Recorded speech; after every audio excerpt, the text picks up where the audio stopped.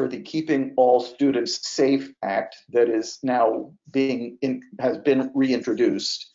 And we wanted to make 2 points crystal clear in our position statement. First of all, restraint and seclusion are often billed as crisis prevention strategies. They are not. They are not even close. They are crisis management strategies. They are often billed and trained to people as crisis prevention strategies. Absolutely not. De-escalation occurs after a kid is already escalated. Restraint and seclusion occur after your de-escalation strategies have failed. Both are very, very late in the game. So when you ask the question, what can we be doing perhaps further than what you've done already? That is a very important point to continue making. These are not crisis prevention strategies. These are crisis management strategies. Anything that's going on once a kid has already become escalated is definitely crisis management. Number two, those strategies are often billed as being necessary for keeping people safe. I am actually aware of no data telling us that restraint and seclusion increase safety. In fact, and you all know this well, my experience is that people, kids and caregivers, get hurt during restraint and seclusion. And as I'm sure you know, some kids die every year being restrained. So those are important things to know to continue to press the issue. The first part are fallacies. The second part is a fallacy. We've been operating on fallacies. And what I've seen is that when we are being very proactive, collaborating with kids on solving the problems that are causing the behaviors, that are causing them to get escalated, that are causing us to deploy restraint and seclusion procedures, the need for restraint and seclusion almost disappears over time because we're not focused on behavior anymore. Behavior's late. By the time the behavior has occurred, the problem that caused that behavior already happened. So I find that when we can push people way toward proactive, or what I call upstream, they end up using restraints and seclusions downstream almost never anymore. That's very helpful. My question, so two of the things that you said that I know I have personally heard is that we have to keep people safe. And this is the only tool we have in which to do that. So there's going to be a bridge period between when you introduce the idea and then you're able to get your staff up to speed on it. So the question I have and what I've heard from some people in the community is, I'm worried if we've advocated for a ban of seclusion. And I've heard people say, well, if you ban seclusion immediately, they're just going to call the cops on our kids and arrest our kids.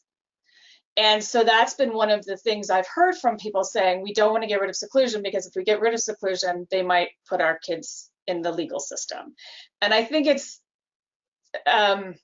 something that I would love to hear you speak to as someone who's been through this process multiple times. I think that if an outright ban occurs without something to take its place, that could backfire. And I think that those are voices worth listening to. I think the people who are working with these kids are voices worth listening to. And when they tell us that they feel ill-prepared to run a classroom without restraint and seclusion as a tool, we need to listen to that.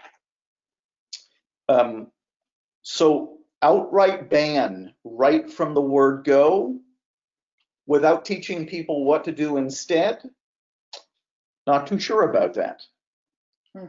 Ultimately, eliminating the use of restraint and seclusion, completely sure about that.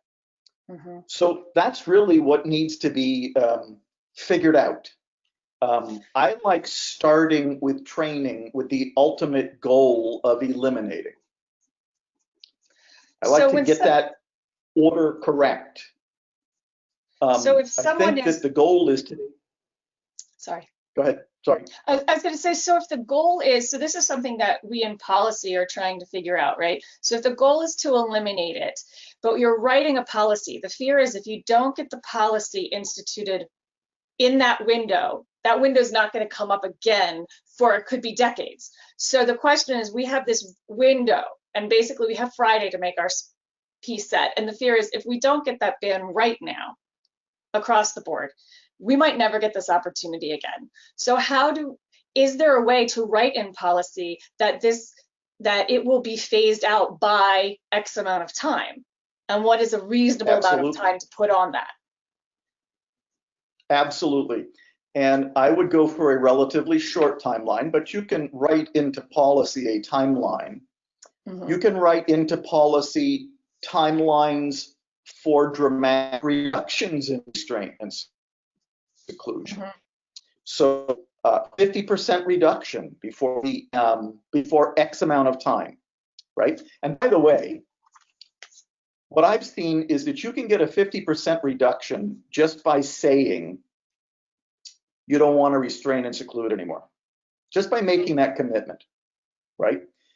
Get a 50% reduction almost right off the bat because you're saying this is something that we will not be doing for much longer. The second 50% is a little bit harder, mm-hmm. right?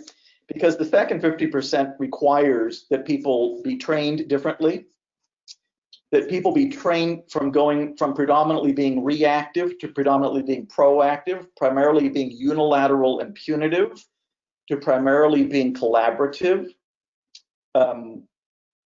What those timelines should be depends on the individual school system.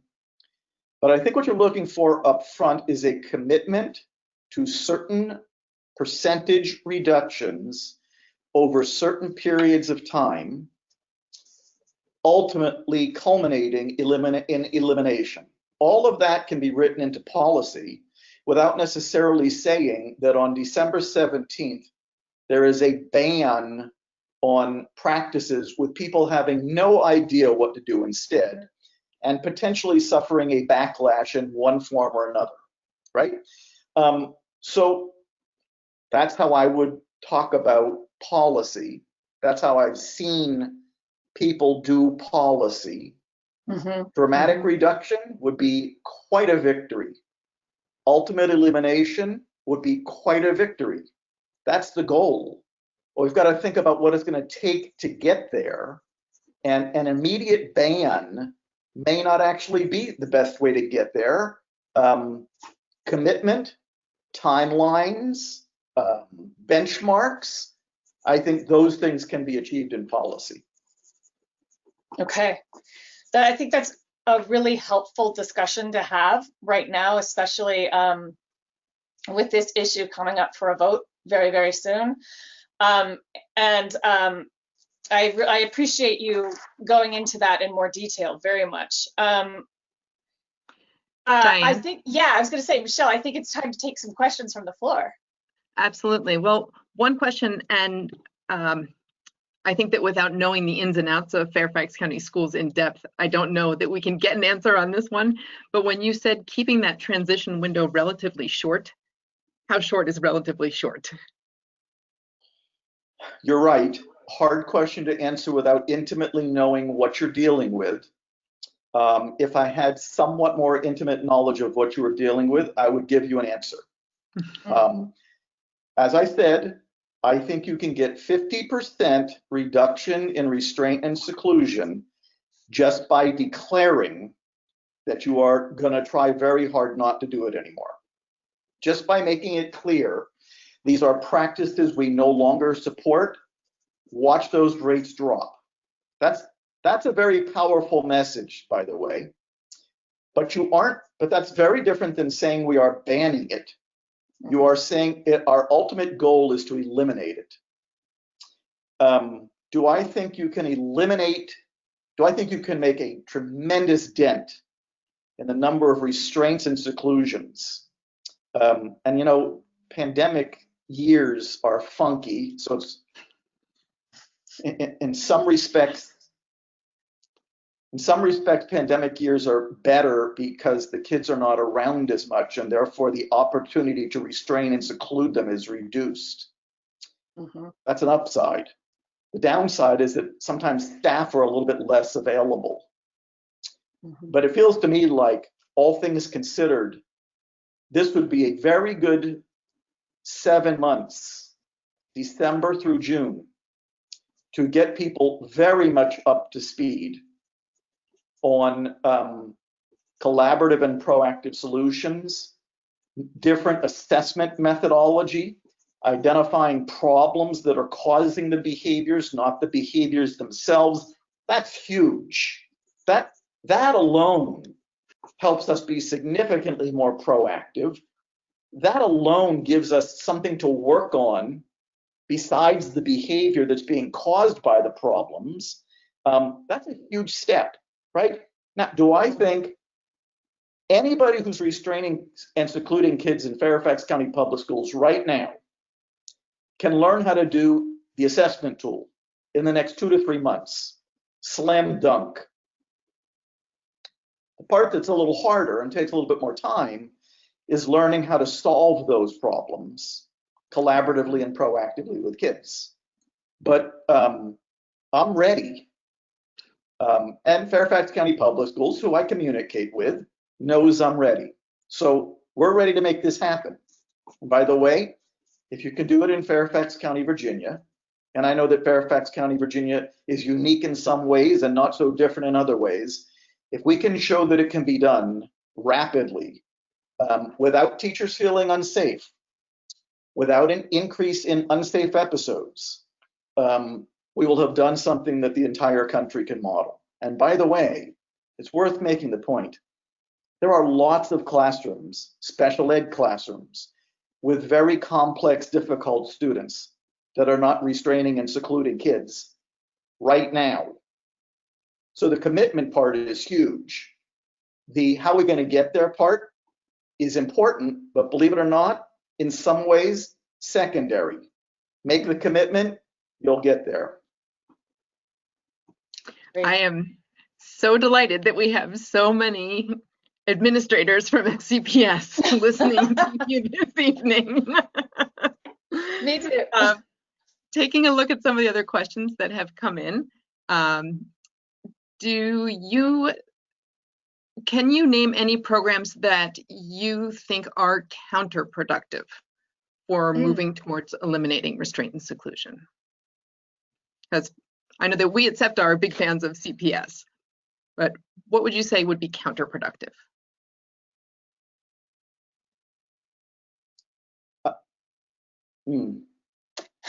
We put you on the spot. Well, no, I think the best way for me to put this is you can only teach people so much. You can only give people a certain dose of changes in existing practices. So I like to be very judicious about how much we're expecting people to do differently and learn in one swoop.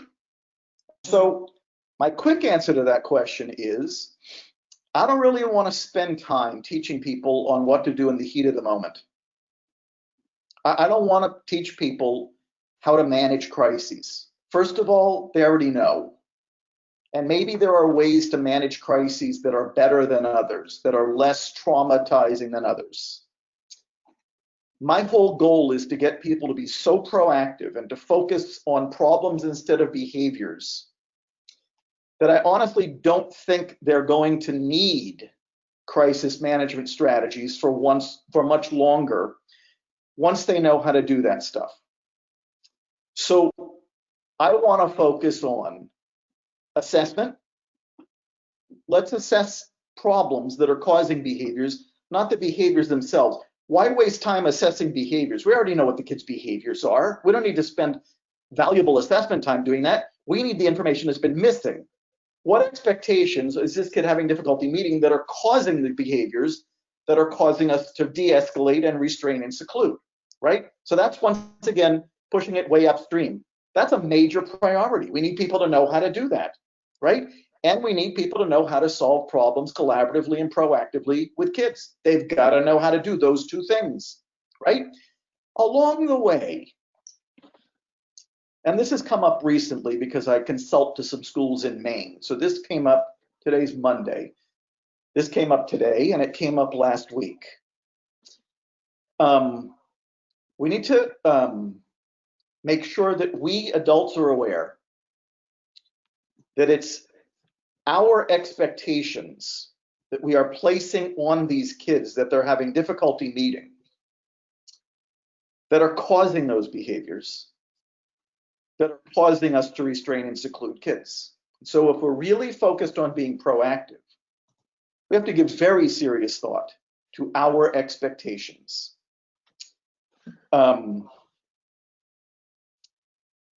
As I said to a special ed classroom teacher today, she has a kid in her class who has to listen 80% of the time during read aloud. He has to listen to get extra iPad time. He's not getting much extra iPad time. What does that tell me? He's having trouble listening. He's not hitting the benchmark. I said to the teacher, can he actually meet that benchmark? Because if he can't, computer time isn't going to get him there. Yeah. And lo and behold, it's when he's having difficulty listening during read aloud that he's exhibiting behaviors that are causing him to be restrained and secluded. What's the matter with this picture? Well, the restraint and seclusion is occurring at the end. What's occurring in the beginning? An expectation the kid cannot reliably meet. So one of my favorite expressions these days is, I hate seeing kids restrained and secluded for expectations we already know they cannot reliably meet. Mm-hmm. Plus, if the kid cannot reliably meet that expectation, there's no incentive, there's no punishment, there's no restraint, there's no seclusion that's going to help that kid meet that expectation. That's different work. Mm-hmm. That other stuff is what we do with behavior once the kid has already communicated to us yet again, I cannot meet that expectation reliably, something we already knew. I hate seeing kids restrained and secluded for expectations we already know they cannot reliably meet. So one of the things this model also helps us take a look at is, what are our expectations for this kid? Are they out of whack? Is this kid getting restrained and secluded because our expectations are out of whack? That's out of whack. We got to take a look at that. Absolutely. Yeah. So that's reminds me of a line that I often say to my children, which is, I'm not going to ask you to do something that you can't do, which means, you know, you can do it. What we're bumping up against here is a mentality in which, and this part's okay, every educator wants to get maximum performance out of a kid. That's okay. The problem is when we try so hard that we end up setting the kid off, and now we believe that we got to do what we got to do to keep kids safe. No, way upstream is us thinking about what our expectations are and giving very careful consideration to whether kids can reliably meet them. And by the way, just because the kid can meet an expectation sometimes does not mean the kid can meet the expectation reliably. So this is something that I hear over and over and read over and over in assessments from teachers is, well, they're choosing to do this because they're choosing not to do this because yesterday they did it. That idea that there is a steady line that it shouldn't be wavered upon. And what I have found in my own life with 2 children with IEPs is that skills vary, and they vary according to, is the child tired? Is the child sick? Is the child stressed? And the understanding of that seems to be, in my experience, sometimes lacking in the education system. The other thing that I find is that I think a lot of people, and even, you know, we as parents, before we know how to solve the problems, it's like, okay, well, how do we teach the skill, especially those elusive skills like executive functioning or impulse control? How do we actually teach those skills? We know the kid doesn't have them. So what we see currently now with this sort of behavior model is we'll reward them if they manage to hold it together, and we'll penalize them if they don't, and they'll somehow magically learn from that. But that's not actually teaching a skill. So how do we teach the skill? And well, Diane, can I chime in with another audience question that actually relates to that too? I'm acting like I'm the only audience here. That's not fair. You're thinking on the same wavelengths as the other people. It's okay. The whole idea that with kids being home now, and there's a lot of pressure on parents to do what professional educators are doing, where would you recommend that parents start in terms of their approach to be parenting their kids? Is there a first book that you would recommend? You know, where do you start? So that it sort of ties in with your question, Diane. Mm-hmm. So a few things.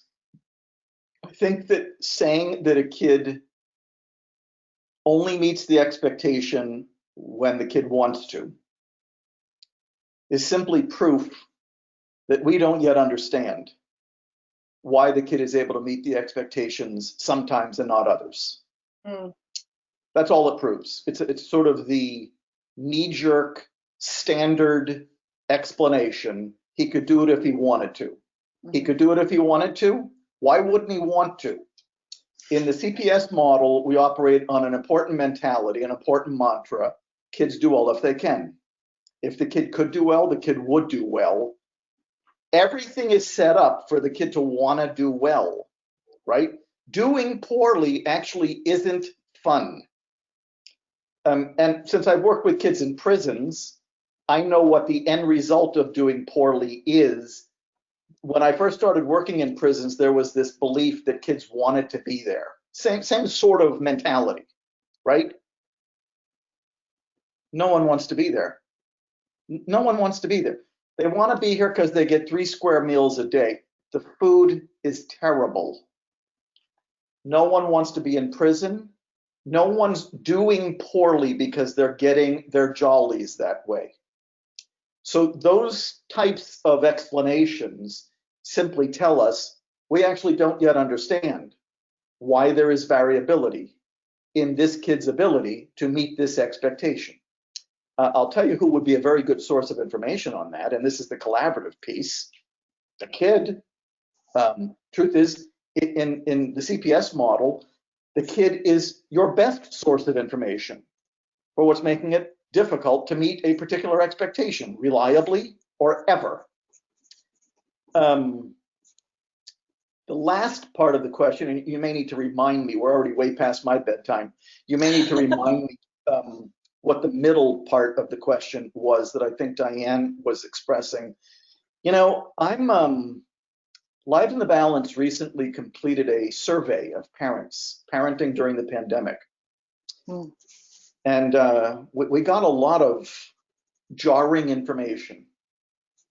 I don't want to go into great detail here because we haven't completely analyzed the data yet, but one thing's crystal clear. A lot of people are hurting out there.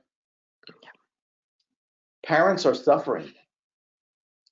Kids are suffering. By the way, it's a mixed bag. Some parents feel that their kids have actually grown during the pandemic. Some parents, so there is no one cliche that we can use to say, here's what everybody's experience has been during the pandemic.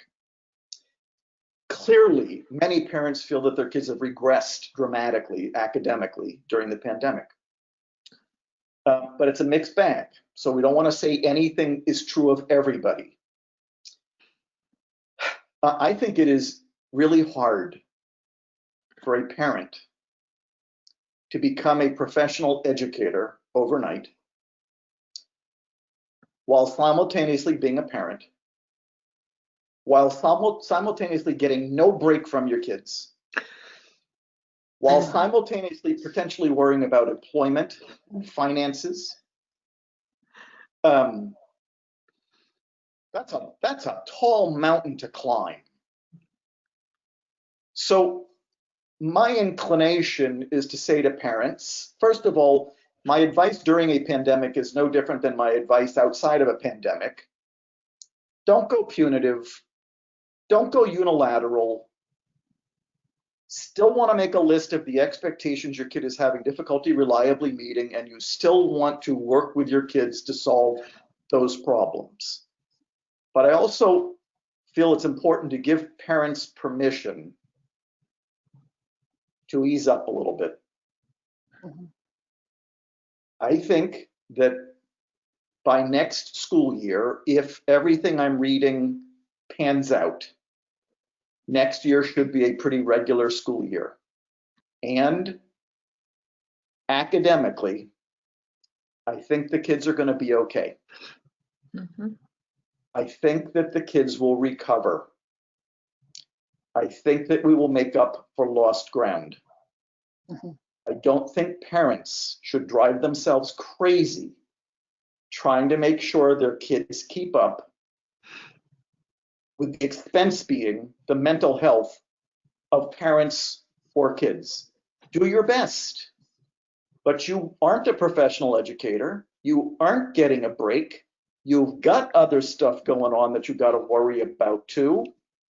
Let's get the total picture here. Let's do some self-care, which is what we did right before this Q&A session. Let's not be so intense about making sure that the kids keep up that we miss the forest for the trees. Diana, I forget what the middle part of that was. Golly, now I'm not sure. Do you remember, Michelle, what the middle part was? I think it was how do you teach, how do you actually teach the skill that is lacking? Oh, right. So there's anecdotal experience talking here, and there's some research talking here. I find that when you are solving the problems collaboratively and proactively, the skills are being enhanced. Each of the 3 steps that are involved in solving a problem collaboratively and proactively helps enhance many of the skills kids are lacking. So I also don't want caregivers driving themselves crazy thinking, how do I teach executive skills? You may not have great technology working for you there. How do I teach emotion regulation skills? Too broad. How do I teach my kid to be more flexible and adaptable? My anecdotal experience and some research is now telling us that by engaging kids in the process of solving problems collaboratively and proactively, the skills are simultaneously being enhanced. And by the way, bonus, it's not just the kids whose skills are being enhanced. We could all use the help. The person who's solving the problem with the kid is seeing their skills enhanced as well. And we're talking here about skills like flexibility. We're talking about skills like being able to express what's making it hard for you to meet a particular expectation and figure it out. We're talking about skills that we badly need these days, like listening to each other and empathy and taking another person's perspective and moving off of your original solution so that you can move on to a solution that works for both parties instead of just one party. Those are all skills that are being modeled and practiced and enhanced just by helping kids and caregivers participate in the 3 steps that are involved in solving a problem collaboratively and proactively. Right. Absolutely. And I think on your pep talk there, one piece that just really jumps to me is kids are resilient. That kids are a lot more resilient than we give them credit for sometimes. And we adults worry about a lot. But kids are resilient. Worrying comes with the enterprise of parenting. It's like part of the job, right? Yeah. And what I'm relying on here is some experience, not with pandemics, obviously. This is my first. But I've worked, because of the types of kids that I work with, I've worked with kids who haven't participated in or been to school or been active in learning for 3 or 4 years. And then we get them with the right people and in the right place. And we're what I would call meeting them where they're at, which is the goal. And boy, do they recover quickly. So that's not everybody's kid. Yep. That's the kids that I've worked with, but I'm going to bet on the kids. I gotta, one thing in that I have found, in our own family is often we have this idea, this sort of idea of you go to school and then you graduate and then you get a job. And if you have a family member who is looking like they're not keeping up with the pace that everyone else around them is going, we put so much pressure on them, and then they start to feel more and more like a failure, and then we feel like failure as parents, and on and on and on. When in reality, there's no law that says school has to take exactly 4 years. There's no law that says you have to do these things in a prescribed manner. It's possible to slow down and, as you say, meet the child where the child is at. And I think we forget that. We feel like there's this one prescribed path and we all have to follow it. I know that's tripped me up personally. There is a question here, Michelle. I don't know if you saw it, but someone asked, Dr. Greene, do you have any advice on how to help your child undo the damage caused by being secluded?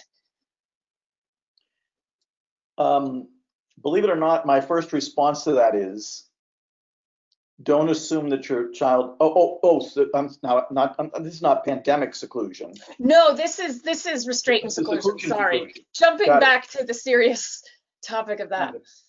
Well, first step number one: stop secluding.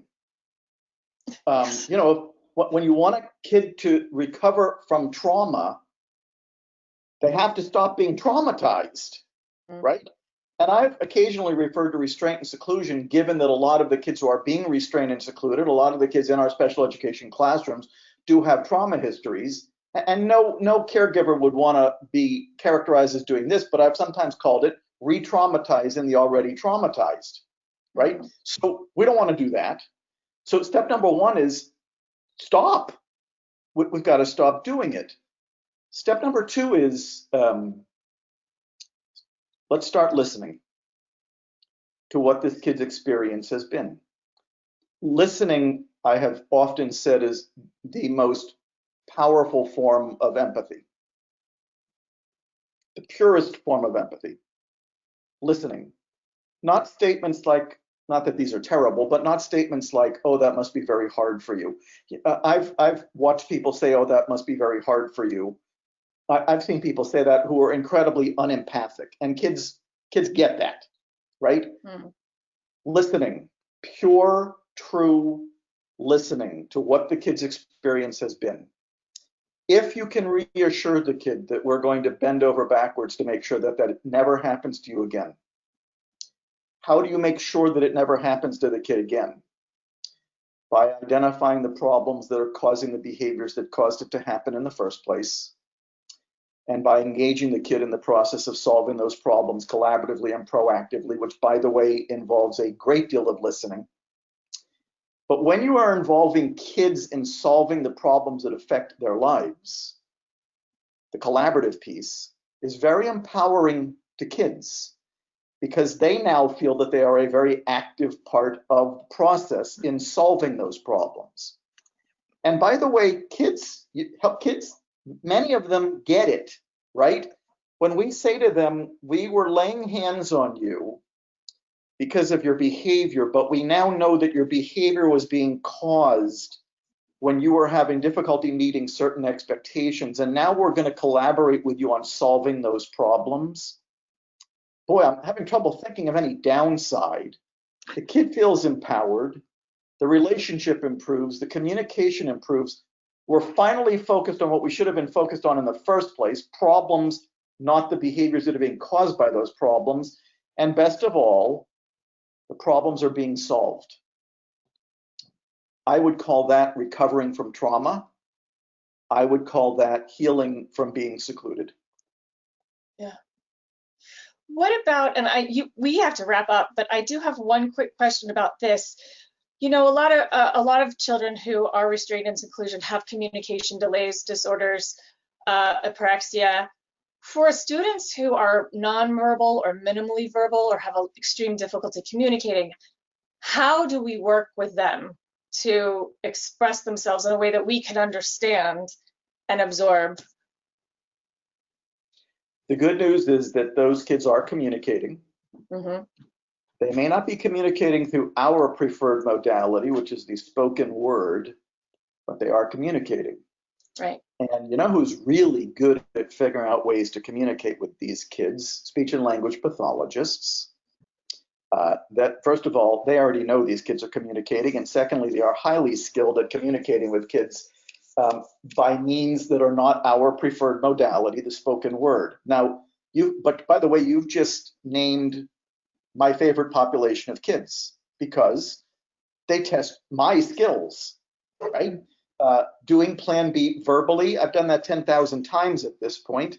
If you haven't done it 10,000 times, it's still a challenge. I don't find that part that challenging anymore, right? If a kid can engage with me in verbal give and take, this is not going to be that hard, right?